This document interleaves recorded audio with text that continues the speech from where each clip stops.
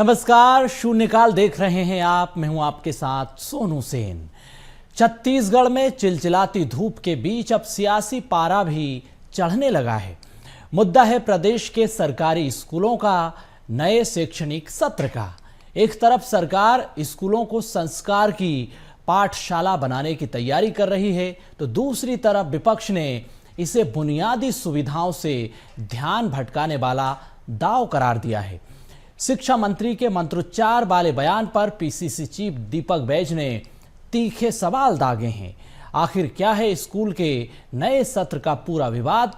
पहले इस खास रिपोर्ट को आप देखिए, उसके बाद चर्चा की शुरुआत करते हैं।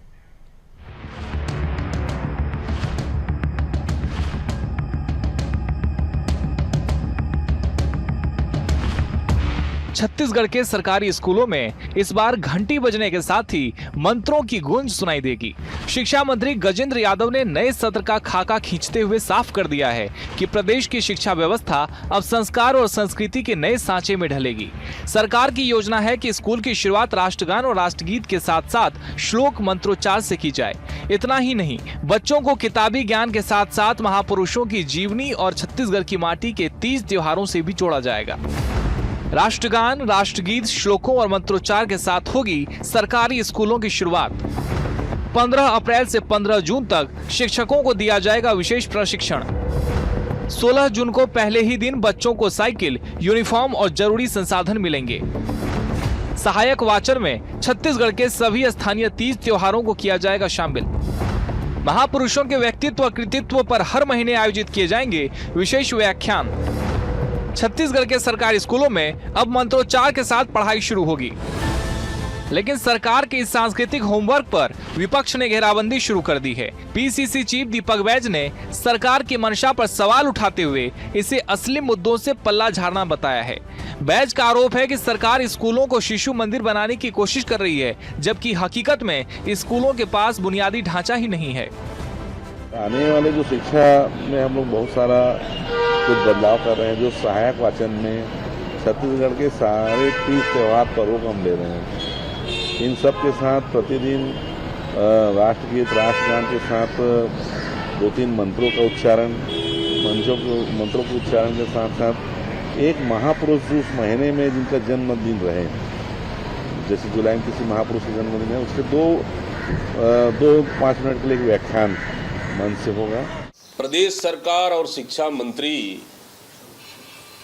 अभी तो परीक्षाएं लगभग खत्म होने की स्थिति में है और अभी तक बच्चों के लिए बुक्स तक उपलब्ध नहीं करा पाए। स्कूलों की हालत पूरी तरह जर्जर है। शिक्षा व्यवस्था पूरी तरह से चरमरा गई है। शिक्षक भर्ती कर नहीं रहे। शिक्षा मंत्री को इस पे होमवर्क करना चाहिए, ना कि स्कूलों में मंत्रोच्चार के लिए होमवर्क कर रहे हैं। क्या सरकारी स्कूल को भी शिक्षा मंत्री सरस्वती शिशु मंदिर बनाने जा रहे हैं क्या? शिक्षा के इस अखाड़े में अब संस्कार बनाम सुविधा की नई जंग छिड़ गई है। सरकार जहां इसे नैतिक विकास का मार्ग बता रही है, वहीं विपक्ष इसे बदहाल व्यवस्था पर पर्दा डालने की कोशिश। अब सियासत के बीच देखना होगा कि 16 जून को जब स्कूलों के पट खुलेंगे तो बच्चों को मंत्रों के साथ साथ बेहतर सुविधाएं और शिक्षक मिल पाते हैं या फिर नहीं। बीएसटीवी के लिए रायपुर से शिवम दुबे की रिपोर्ट। तो पूरी रिपोर्ट को आपने देखा, समझा, इसी पर खास चर्चा करेंगे। हमारे साथ खास मेहमानों का पैनल जुड़ चुका है। वैभव बैस जी जुड़ चुके हैं, प्रवक्ता हैं बीजेपी के। सुरेंद्र वर्मा जी जुड़ चुके हैं, प्रवक्ता हैं कांग्रेस के। अनिल पुसतकर जी जुड़ चुके हैं, वरिष्ठ पत्रकार हैं। आप तीनों मेहमानों का बहुत स्वागत। सबसे पहला सवाल आपसे वैभव जी, 16 जून से जो है स्कूलों के पट खुलेंगे, घंटी बजेगी, लेकिन गूंज जो है मंत्रोच्चार की सुनाई देगी। क्या है सरकार का ये संस्कारी मॉडल और इसकी जरूरत क्यों आन पड़ी है? इसकी जरूरत आज नहीं पड़ी है। जब भी हम शिक्षा की शुरुआत करते हैं, पढ़ाई की शुरुआत करते हैं, तो माँ सरस्वती की पूजा करते हैं, उसके बाद ही करते हैं जी। और उसके पहले जब हम सब भी स्कूल से पढ़ के निकले हुए हैं, जब भी हम लोग स्कूल में गए, मेरे को लगता है कि यहाँ जितने लोग बैठे हैं सभी ने किसी न किसी स्कूल से पढ़े होंगे। तो जब हम स्कूल में जाते हैं तो पहले राष्ट्रगीत होता है, राष्ट्रगान होता है जी। उसके बाद ही हम लोग सरस्वती वंदना करके अपनी पढ़ाई की शुरुआत करते हैं। तो इसमें कुछ गलत नहीं है। इसमें गलत क्या है? बिल्कुल, लेकिन इसको लेकर अब कांग्रेस सवाल उठा रही है। सरकार को बुनियादी सुविधाओं पर काम करना चाहिए। स्कूलों की हालत जर्जर हो चुकी है, मूलभूत इंफ्रास्ट्रक्चर सरकार उपलब्ध नहीं करा पा रही। ये सवाल कांग्रेस पूछ रही है। नहीं, बिल्कुल, देखिए, जो सवाल कांग्रेस पूछ रही है, मैं उसमें आपको स्पष्टीकरण देना चाहूंगा कि जनवरी 2025 में एक अखबार में एक रिपोर्ट छपी कि कुछ स्कूलों में शौचालयों की अव्यवस्था है, लड़कियों के शौचालय की अव्यवस्था है। उसी समय, उसके पहले जब सरकार ने बजट लाया था 2024-25 के वित्तीय वर्ष 2024-25 के बजट में 350 करोड़ रुपए से ज्यादा की राशि स्कूलों के उन्नयन के लिए स्वीकृत की जा चुकी थी जी। उसके बाद जब वो रिपोर्ट आती है तब तक उस समस्या का एक आंशिक समाधान हो चुका था कि उसमें 10,000 सरकारी विद्यालयों का युक्तिकरण किया गया, जहां पे ज्यादा विद्यार्थी नहीं थे उनको दूसरों स्कूलों में मर्ज कर दिया गया जी। और उसके बाद माननीय उच्च न्यायालय ने शिक्षा सचिव को नोटिस भेजकर उसमें जवाब मांगा, तो छत्तीसगढ़ के शिक्षा विभाग ने अगले 6 महीने में सारे कार्यों को पूरा कर देने की उसमें हलफनामा दायर किया है। लेकिन इसमें सबसे आवश्यक बात यह है कि दीपक बैज जी आज जो सवाल पूछ रहे हैं, जिसमें 2 विषय है। दीपक बैज जी सबसे पहले सवाल इसलिए पूछ रहे हैं ताकि उनकी प्रासंगिकता साबित हो कि कांग्रेस में वो भी कहीं पे स्टैंड करते हैं। नहीं तो यहाँ भूपेश बघेल जी कोई नेता मानते हैं सारे कांग्रेस के लोग, दीपक बैज जी को कोई नेता मानता नहीं है। दूसरा विषय यह है कि भूपेश बघेल जी की 5 साल की सरकार में 2018 से 2023 तक स्कूल जतन के नाम से एक योजना चलाई गई। जब स्कूल जतन के नाम से योजना चलाई गई, उसमें पैसे की बंदरबाट हुई, तो और 2025 में ये रिपोर्ट पेपर में छपी, तो जी, एक साल में तो किसी भी शौचालय की दुर्दशा बिल्कुल। मैं आपके जो इस बात महत्वपूर्ण का बात आपने दीपक बैज कही जी को या कांग्रेस को देना चाहिए कि 5 साल तक स्कूल जतन योजना में कौन कौन सा जतन किया गया, किस किस स्कूल का। बिल्कुल, सुरेंद्र वर्मा जी आपको बताएंगे। सुरेंद्र वर्मा जी, एक सवाल ये भी कि अगर सरकार संस्कार की पाठशाला बच्चों को पढ़ाना चाहती है तो इसमें कांग्रेस को दिक्कत क्या है? सरकार अगर छत्तीसगढ़ के तीज त्योहार, महापुरुषों की जो जीवन शैली है, जो उनका जीवन पर अगर प्रकाश डाला जा रहा है, तो उससे कांग्रेस को क्यों दिक्कत हो रही है? जी सोनू जी, नवाचार का कांग्रेस ने हमेशा से स्वागत किया है। परिवर्तन ही स्थायी है। अपग्रेडेशन होना, नए पाठ्यक्रम शामिल होना, ये नियमित प्रक्रिया है। समस्या वहां नहीं है, समस्या सरकार की नीयत में है। अभी भारतीय जनता पार्टी के साथी प्रवक्ता वैभव जी कह रहे थे कि जनवरी 25 में ये बात उजागर हुआ था कि शौचालय नहीं है। अभी 2 दिन पहले माननीय उच्च न्यायालय बिलासपुर ने फटकार लगाते हुए सीए से 5,000 स्कूल ऐसे हैं जो छात्राओं के हैं, जहां हमारी बेटियां पढ़ती है, वहां शौचालय की व्यवस्था नहीं है। उसके अतिरिक्त 7,000 ऐसे स्कूल हैं जो कॉमन हैं, वहां पर शौचालय की स्थिति जर्जर है, वो उपयोग के लायक नहीं है। ये अभी की रिपोर्ट है। जो एकीकृत सूचना प्रणाली है, देश भर के शिक्षण संस्थानों की मॉनिटरिंग की जाती है, 2024-25 की रिपोर्ट अभी आई है। उसमें छत्तीसगढ़ जो है वो नीचे से तीसरे पैदान पर है। और जो ये बार बार ये दावा करते हैं कि 15 अप्रैल से 15 जून तक ट्रेनिंग होगा, 16 जून को साइकिल, यूनिफॉर्म, संसाधन सारे मिल जाएंगे। पिछले शिक्षण सत्र का जो बजट प्रावधान था, छात्रवृत्ति की राशि आज तक नहीं मिल पाई। किताबों की क्या स्थिति थी, गणवेश और साइकिल आज तक छात्र भटक रहे हैं। तो ये देखो, ये खोरी बयानबाजी है। राष्ट्रगीत और राष्ट्रगान का गायन पहले भी स्कूलों में होते रहा है। संविधान की प्रस्तावना पढ़ी जाती है, मौलिक अधिकार और मौलिक कर्तव्य के संदर्भ में बताए जाते हैं। इसमें नया कुछ नहीं है। जो सरकार की जो जिम्मेदारी है, जिस प्रकार से युक्तियुक्तकरण के नाम पर 10,463 स्कूल बंद किए, नए सेटअप के नाम पर शिक्षकों की संख्या में कटौती की गई। आप स्तर कैसे सुधारेंगे जब 48,000 पद एक झटके में आपने खत्म कर दिया? जो रेशियो है छात्र शिक्षक का, उसको आप लगातार कम कर रहे हैं। पेयजल की व्यवस्था नहीं है, शौचालय की व्यवस्था नहीं है। आप कह रहे हैं कि 1 साल पहले जनवरी 2025 में 350 करोड़ रुपया, तो कहां गया? आज हाईकोर्ट आपसे जवाब मांग रही है, शपथ पत्र सीए से मांग रही है कि 5,000 ऐसी स्कूल है जहां हमारी बेटियां पढ़ती है, वहां पर क्यों नहीं है? जो जिस प्रकार से जो आश्रम स्कूलों की क्या स्थिति है, हाल ही में गंगालूर का प्रकरण आया, नाबालिग बच्चियां गर्भवती हो रही है, झलमिया मार जैसे प्रकरण दोहराए जा रहे हैं। तो शिक्षा जो है हमारे लिए राजनीति का विषय नहीं है। शिक्षा के क्षेत्र में हम इस सरकार से मांग करते हैं श्वेत पत्र जारी करे। क्यों फंड रोका जा रहा है? जब बजट प्रावधान किया जाता है तो वो राशि खर्च क्यों नहीं की जाती? जिस तरह से बड़ा महत्वपूर्ण सवाल आपने उठाया है। सरकार को श्वेत पत्र जारी करना चाहिए, इसका जवाब मैं वैभव जी से लूंगा। लेकिन उससे पहले अनिल जी, मैं आपके पास आता हूं। सरकार ने जो महत्वपूर्ण फैसला लिया है, आप इसको किस तरह से देख रहे हैं? सियासत की बात तो आपने सुनी है, और छत्तीसगढ़ की जो शिक्षा व्यवस्था है, जो मॉडल है, उस पर भी आपकी राय। ये देखिए सोनू जी, अगर मंत्रोच्चार के साथ भी अगर शिक्षा का सत्र शुरू होता है, राष्ट्रगान, राष्ट्रगीत, तो ये सब, इस पर किसी को कोई आपत्ति होती नहीं है और आपत्ति होनी भी नहीं चाहिए। लेकिन सवाल ये है, मूलभूत सवाल ये है कि क्या स्कूलों में बच्चे मंत्रोच्चार सीखने जा रहे हैं? क्या स्कूलों में बच्चे राष्ट्रगान या राष्ट्रगीत सीखने जा रहे हैं? क्या स्कूलों में बच्चे अपने तीज त्योहार या संस्कृति सीखने जा रहे हैं? स्कूल बच्चा जाता क्यों है? मूल प्रश्न ये है। स्कूल बच्चा जाता है अपने भविष्य को बनाने के लिए। भविष्य कैसे बनेगा? स्कूल की गुणवत्ता सुधरने से। और फिर मास्टर को आप लगा दे रहे हो जनगणना में, जनगणना से निकलता तो लगा दे रहे हो आप, चलो भाई कुत्ता नहीं घूमना चाहिए तुम्हारे इलाके में, कुत्ता ढूंढो। फिर आप उसको लगा रहे हो कि गांव का कोई आदमी शौचालय, खुले में शौचालय नहीं कर रहा। अब मास्टर जो है वो खुले सुबह उठ के सबसे पहले ये देखता है कोई खुले में शौचालय कर रहा है कि नहीं कर रहा है। तो मास्टर पढ़ाएगा कब? आप मास्टर को पढ़ाने तो दीजिए। आप शिक्षक जब पढ़ाएगा नहीं, बच्चे पढ़ेंगे नहीं, तो फिर आप देते रहिए गणवेश, देते रहिए साइकिल। वो साइकिल लेता है, बेच देता है, गणवेश लेता है, बेच देता है, किताब लेता है, क्या करते हो? आपके पास सबसे पहले जो हमारी प्राथमिकता होनी चाहिए, वो हमारी पीढ़ी, हमारा भविष्य है, उसकी नींव मजबूत होना चाहिए।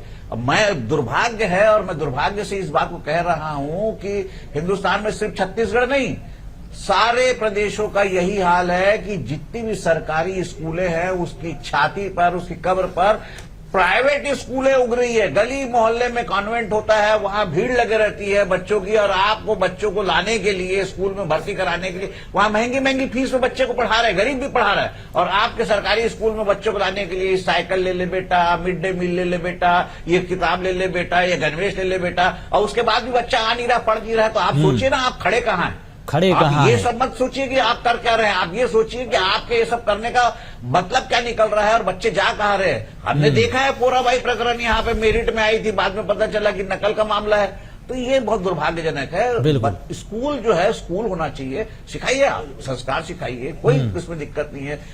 हमारे जो महापुरुष है, उनकी जीवनी बताइए, तीज त्योहारों से, संस्कार से, सब सिखाइए। लेकिन सबसे पहले जो है उसका विषय ज्ञान मजबूत होना चाहिए। विषय ज्ञान अगर आप मजबूत नहीं करेंगे तो फिर कोई फायदा नहीं है इसका।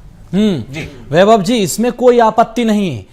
जो पाठ्यक्रम, जो पाठशाला आप पढ़ाने की कोशिश कर रहे हैं संस्कार की, उस पर आपत्ति नहीं है। आपत्ति उस मूलभूत इंफ्रास्ट्रक्चर पर, उस शिक्षा की गुणवत्ता पर है। दो तरफा सवालों की बौछार आप पर। दो तरफा सवाल है, मैं दोनों का जवाब देना चाहूंगा। सबसे पहले मैं अनिल पुसतकर जी के सवाल का जवाब देना चाहूंगा। शिक्षा की गुणवत्ता सुधारने के लिए पूर्ववर्ती भाजपा सरकार ने भी बहुत काम किए। 1.25 लाख से ज्यादा शिक्षा कर्मियों का सरकार में संविलियन किया गया। और परिवर्तन कोई एक रात की घटना नहीं है। परिवर्तन बहुत लंबा एक चौड़ चलने वाला एक सतत प्रक्रिया है। तो इसके लिए ये परिवर्तन छत्तीसगढ़ से शुरू नहीं हो पाएगा। ये परिवर्तन शुरू करने के लिए केंद्र की सरकार ने नई शिक्षा नीति लागू की है देश में। जी, धीरे धीरे जिसका प्रभाव आपको जमीनी स्तर पर दिखता जाएगा। और रही बात श्वेत पत्र जारी करने की, तो मेरे को नहीं लगता कि कांग्रेस पार्टी की तरफ से अगर कोई ये मांग उठे जिनके पूरे कारनामे ही काले हो, वो लोग श्वेत पत्र जारी करने की मांग बिल्कुल ना करें, तो मतलब ठीक होगा। आपका कार्यकाल काले कारनामों से भरा पड़ा है सुरेंद्र जी, सीधा सीधा आरोप आप पर है। और जिस तरह से जो सवाल महत्वपूर्ण आपकी सरकार पर, आपके शासन पर उठाए हैं, उस पर आपका काउंटर कॉम्प्लीमेंट। सोनू जी, अनिल पुसतकर जी बड़े ही विद्वान और वरिष्ठ पत्रकार हैं। इस बात के गवाह हैं कि छत्तीसगढ़ में प्रत्येक जिले में मॉडल स्कूल हुआ करता था। 2004 के पहले बहुत प्रतिष्ठित स्कूल हुआ करते थे। निजी क्षेत्र डीएवी को बेचने का काम पूर्ववर्ती भाजपा की सरकार ने किया था। 3000 से ज्यादा स्कूलों को बंद किए। अब वही दौर एक बार फिर से शुरू हो गया। 10,463 स्कूलों का डायस कोड मर्ज करना, और ये पूरे देश में यही चल रहा है। भाजपा की सरकार में, मोदी सरकार में 79,441 स्कूल बंद हुए सरकारी, और बदले में जो अनिल जी ने कहा, प्राइवेट स्कूल 42,944 नए खुले।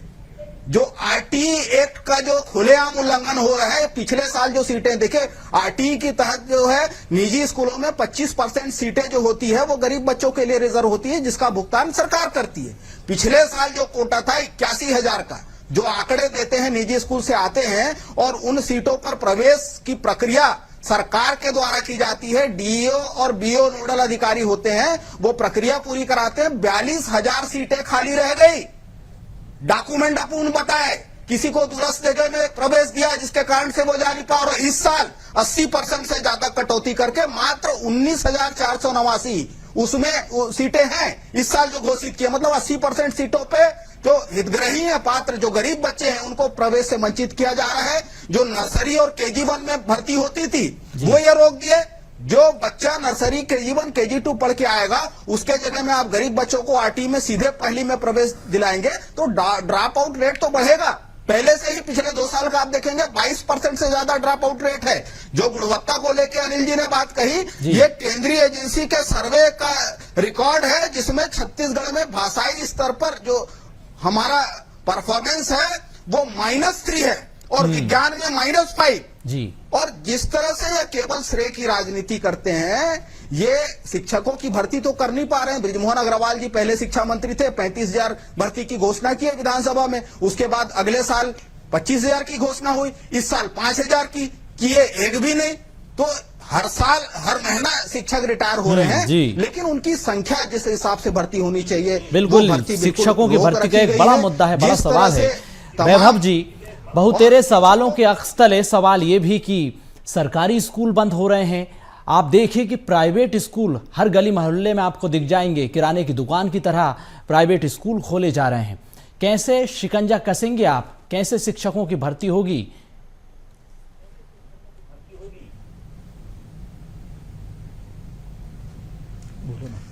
सोनू जी, स्कूल बंद करना और स्कूलों का युक्तिकरण करना 2 बहुत अलग अलग विषय हैं जी। स्कूलों का युक्तिकरण में जिन स्कूलों में दूरस्थ अंचलों में जहां स्कूल खोल दिए गए थे, जहां पे विद्यार्थियों की संख्या कम थी, उन स्कूलों को नजदीक के स्कूलों में युक्तिकरण किया गया है ताकि इंफ्रास्ट्रक्चर सही हो और ताकि और क्वालिटी एजुकेशन दी जा सके। शिक्षकों की कमी का वाला जो विषय था उसमें यह था कि युक्तिकरण के पूर्व किसी स्कूल में 50 बच्चे के पीछे 45 शिक्षक थे और दूरस्थ वाले स्कूलों में किसी जगह में 500 बच्चों के पीछे 5 शिक्षक थे। तो इसलिए शिक्षकों की कमी का एक शिगुफा खड़ा किया गया था, उसको अभी सुलझा लिया गया है और सारी जगह अब मेरे को लगता है कि कहीं से ऐसी कोई शिकायत नहीं आ रही है। और रही बात जो स्कूलों के उन्नयन की, आप अगले 6 महीने में देखिएगा सारे स्कूल उन्नयन कर दिए जाएंगे यहाँ के। अनिल जी, 6 महीने के भीतर स्कूल की व्यवस्थाएं सुधर जाएंगी।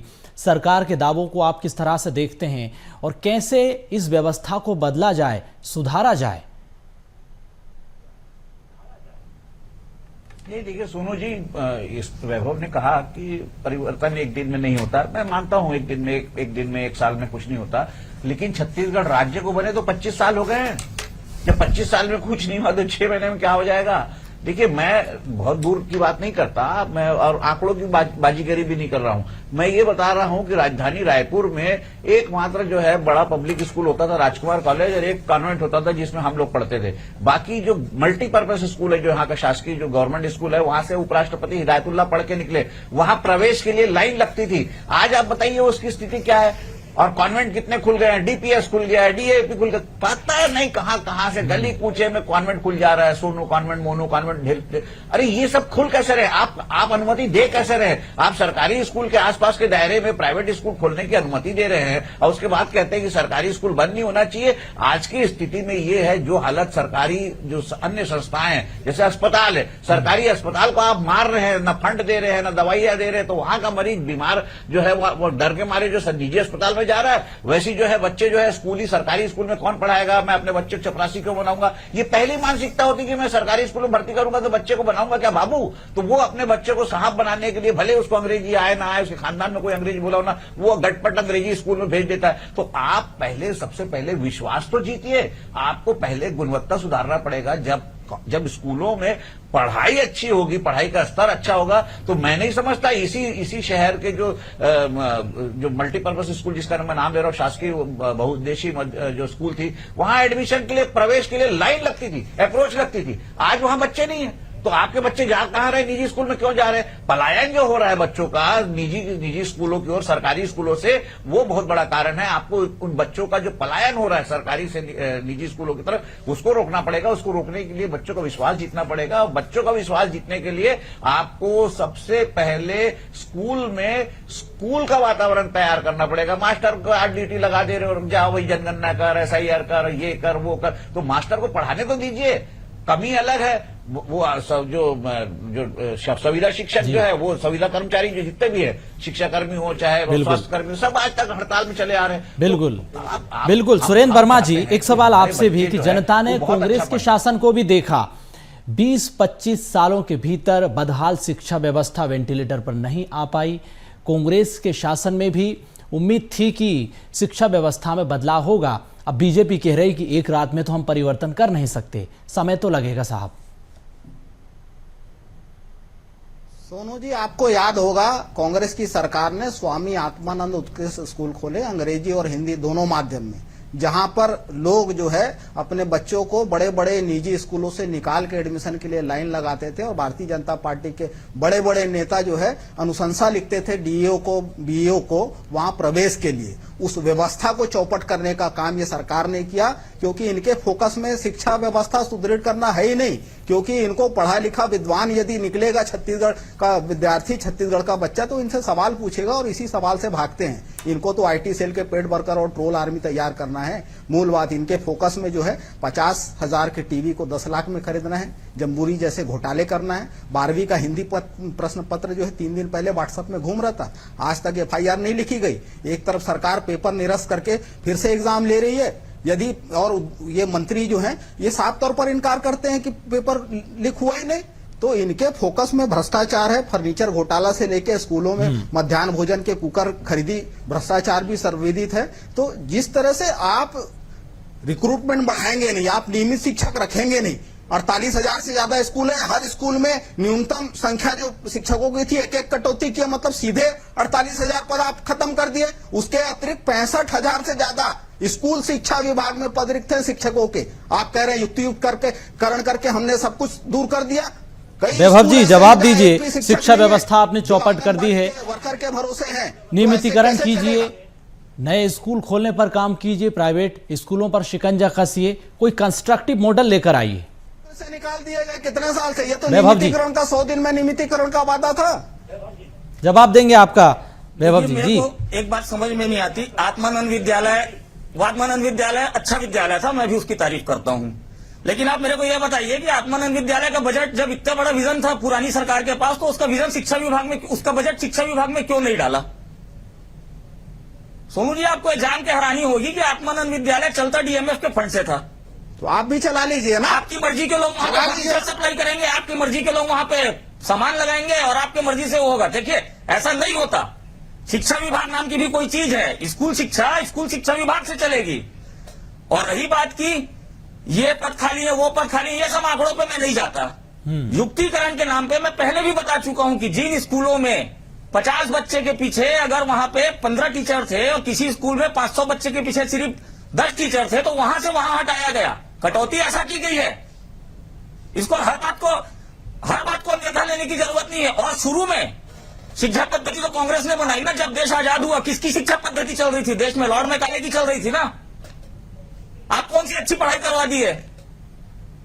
जवाब दीजिए सुरेंद्र जी, फिर उसके बाद मैं अनिल जी के पास जाऊंगा, क्लोजिंग कॉम्प्लीमेंट लूंगा। पुरानी केंद्र की सरकार ने ऐसी कांग्रेस की सरकारों ने शिक्षा व्यवस्था, स्वास्थ्य व्यवस्था सुदृढ़ नहीं किया होता तो आज ये इस कदर इस लायक नहीं बनते कि इस विषय में सोच सके। कौन सा बदलाव इन्होंने किया? बेचने के अलावा ये पूंजीपति के गुलाम सरकारी स्कूल चलाना नहीं चाहते, नहीं चलाना चाहते। जो नीति है ये संघियों का चारागाह बनाना चाहते हैं। जिस प्रकार अनिल जी, समय की भी कमी है, क्लोजिंग कॉम्प्लीमेंट आपसे लेना चाहूंगा।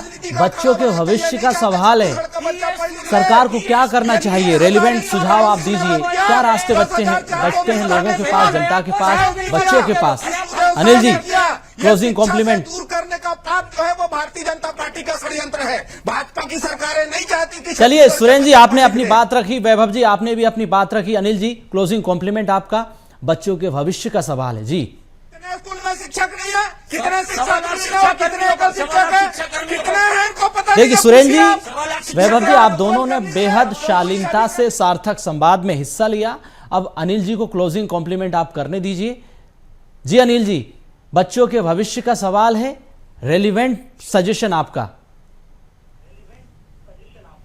नहीं देखिए, रेलिवेंट सजेशन यही है कि टीचर को फ्री करना पड़ेगा, जो वैकेंसीज है उसको फुलफिल करना पड़ेगा, और स्टाफ बढ़ाकर जो है टीचर बच्चों का विश्वास जीतना पड़ेगा। रिजल्ट अच्छा आना चाहिए। देखिए, परफॉर्मेंस का कोई मतलब नहीं होता, मतलब होता है रिजल्ट्स का। अगर सरकारी स्कूलों के रिजल्ट्स अच्छे आने लगे, बच्चों के माँ बाप का, पालकों का, आसपास के लोगों का अगर स्कूल पे भरोसा, सरकारी स्कूल पे भरोसा बढ़े तो सब सुधर जाएगा। लेकिन उसके लिए जरूरी है कि जो शिक्षक को शिक्षक की तरह इस्तेमाल किया जाए, शिक्षक को मल्टीपर्पज टूल ना समझा जाए, सरकारी बाबू ना समझा जाए, उसको पढ़ाने का मौका दिया जाए। अगर मास्टर अगर स्कूल में जाके पढ़ाता है, सिर्फ पढ़ाता है, उसका काम सिर्फ पढ़ाना होना चाहिए, अगर वो सिर्फ बच्चों को पढ़ाता है तो बच्चे अच्छे निकलेंगे। बच्चे कोई कहीं खराब नहीं होते, स्कूल कोई खराब नहीं होता, टीचर कोई खराब नहीं होता। बिल्कुल, बहुत महत्वपूर्ण सुझाव आपने दिया कि शिक्षकों को पॉलिटिकल टूल्स ना समझा जाए। बदहाल शिक्षा व्यवस्था को वेंटिलेटर पर काम लाने के लिए करना होगा। बहुत शुक्रिया, आप चारों मेहमान चर्चा में शामिल हुए, बहुत धन्यवाद। तो शून्यकाल में आज के लिए इतना ही। शिक्षा व्यवस्था पर यह हमारा सार्थक संवाद हुआ। उम्मीद है सरकार इस पर काम करेगी। सरकार चाहे किसी की भी हो, शिक्षा व्यवस्था में सुधार होना चाहिए। नमस्कार।